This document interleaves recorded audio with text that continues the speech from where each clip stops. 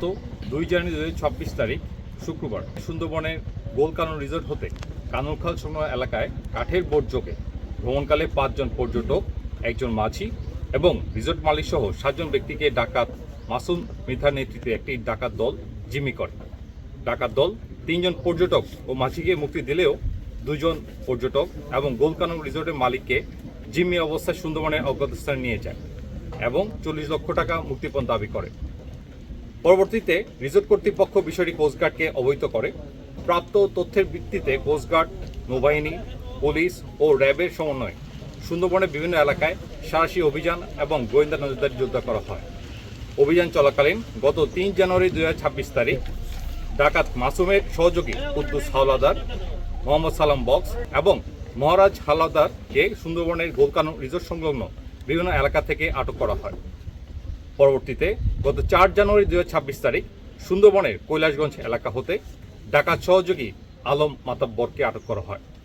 এখানে উল্লেখ্য, ডাকাতদের সাথে যোগাযোগ রক্ষা এবং জিম্মিদের নিরাপত্তার জন্য জিম্মিদের পক্ষ থেকে বিভিন্ন ধাপে আনুমানিক 1,33,000 টাকা বিকাশের মাধ্যমে প্রেরণ করা হয়।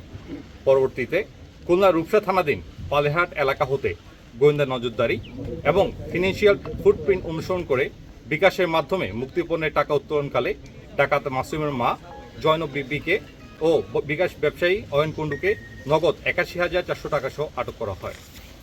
অতঃপর গত 4 জানুয়ারি 2026 তারিখ সন্ধ্যা 7টায় সুন্দরবনের গাজী ফিশারিজ সংলগ্ন এলাকা হতে ড্রোন সার্ভেলেন্সের মাধ্যমে জিম্মিকৃত 2 জন পর্যটক এবং গোলকানন রিসোর্টের মালিককে নিরাপদে উদ্ধার করা হয়। উদ্ধারকৃত পর্যটকদের পরিবার নিকট হস্তান্তর এবং আটককৃত ডাকাত সহযোগীকে থানায় হস্তান্তর কার্য প্রক্রিয়াধীন রয়েছে এবং যে মূল আসামি মাসুম মৃধা তাকে গ্রেফতারের জন্য আমাদের অভিযান অব্যাহত রয়েছে। এবং এই অভিযানে আপনাদের যে কোস্টগার্ড, নৌবাহিনী, পুলিশ, র্যাব সাথেও আমি এখানে উল্লেখ করতে চাই যে এখানে রোয়াজ যে অর্গানাইজেশনটা আছে, যে রিসোর্ট ওনার অ্যাসোসিয়েশন, তারাও আন্তরিকভাবে কাজ করেছে। আমরা 5 বন্ধু গত বৃহস্পতিবার সুন্দরবন ঘোরার উদ্দেশ্যে এখানে আসি। তো গোলকানন রিসোর্টে আমরা উঠি এবং শুক্রবার সুন্দরবন ভ্রমণের উদ্দেশ্যে আমরা 5 জন প্লাস রিসোর্টের মালিক এবং তার সহকারী, আমরা মোট 7 জন ক্যানেলের ভিতর দিয়ে একটু ভিতরে চলে যাই অজ্ঞাতবশত। তো ওইখানে আমাদেরকে আর কি জলদস্যুরা আটক করে, 3 জনকে রেখে বাকি সবাইকে ছেড়ে দেয় এবং আমাদের কাছে মুক্তিপণ দাবি করে। না দেওয়ার কারণে অনেক দেরি হয়ে গেছে, এই জন্য আমাদের উপর নির্যাতন করে। নির্যাতনের ফলে আমরা কিছু টাকা দিয়েছি বিকাশে এবং কোস্টগার্ড সহ অন্যান্য যে বাহিনী আছে চারদিক থেকে ঘিরে ফেলার কারণে ওরা বুঝতে পারে যে না, আর কোনো উপায় নেই। তখন ওরা আমাদেরকে ফরেস্ট অফিসের পিছনে ছেড়ে দিয়ে তারপর ওরা চলে যায়। ওইখান থেকে আমরা কোস্টগার্ডের গাড়ি দেখে পরে ওনারা আমাদেরকে উদ্ধার করে নিয়ে আসে। গেস্টেতে যেমন ঘুরতে যায়, এটা ক্যানেলের মুখেই আমরা যখন অবস্থান করি তখন ওরা আর কি 3 জন ডাকাত, 3টে পাইপ গান আছে তাদের কাছে, 2টো দাও আছে, আমাদের অ্যাটাক করে আটকে ফেলে আমাদের আরও ভিতরের দিকে নিয়ে দিয়ে সবার নামিয়ে মারধর শুরু করে। 3 জনে নিয়ে যায়, 2টো গেস্ট আমার আর 4 জনে ছেড়ে দেয়। ভিতরে যে মারধর করে, প্রচুর মারধর করে, তারপরে হাঁটাতে থাকে, একভাবে হেঁটে চলে যায়।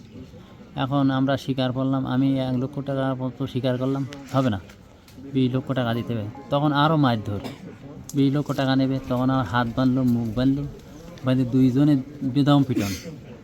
তারপরে স্বীকার করলাম 5 লক্ষ টাকা। তখন ওরা মারটা কমিয়ে দিল, মার আর দিল না। তখন আমার মেয়ে বাড়ি থেকে আমাদের সাথে যোগাযোগ করলো, 1 লক্ষ টাকা পাঠালো। 1 লক্ষ টাকা পাঠালি, তারপরে আমাদের আর মারধর করে না, আমাদের ওইভাবে 2 দিন বনে রাখে। একদিন খাতে দিয়েছিল 2 রুটি আর কিছু না, ওই মাটিতে থাকা, গাছের উপরে থাকা, ওইভাবে ঘোরাতে লাগলো। তারপর তোমার মেয়ের সাথে যোগাযোগ করলো, তুমি টাকার দায়িত্ব নেবা, এই টাকা তোমার কাছে নেব, তুমি টাকা দেবা, তারপরে তোমার ছেড়ে দেবো, তোমার বাবা যদি না দেয় তোমার দেওয়া লাগবে। এই মুক্তিপণে আমাদের ছেড়ে দেয়। গাজী ফিশির পাশে আমাদের 3 জনে উঠে দিয়ে যায়। 3 দিন আমাদের রাত্রি ওই দেখা যাচ্ছে যেখানে জোয়ারের পানি ওঠে না, সেইখানে ওই লতা পাতা বিছিয়ে থাকা হয়। আর ওই বনের শুকনো জ্বালানি কাঠ দিয়ে ওরা আগুন করে চারিধার দিয়ে পোয়াতে থাকে। আর রাত পোয়ালে দিনের বেলায় হাঁটতে থাকে এদিক সেদিক, মানে স্থায়ী না। যদি কোথাও শব্দ হয় আবার তারা চেঞ্জ করে। আমাদের 3টা ফোন নিয়ে গেছে, আর 2 জনের মানিব্যাগে কিছু টাকা ছিল, ওই টাকা নিয়ে গেছে। আর একজনের বিকাশে 5,000 টাকা ছিল, ওই 5,000 টাকা নিয়ে গেছে।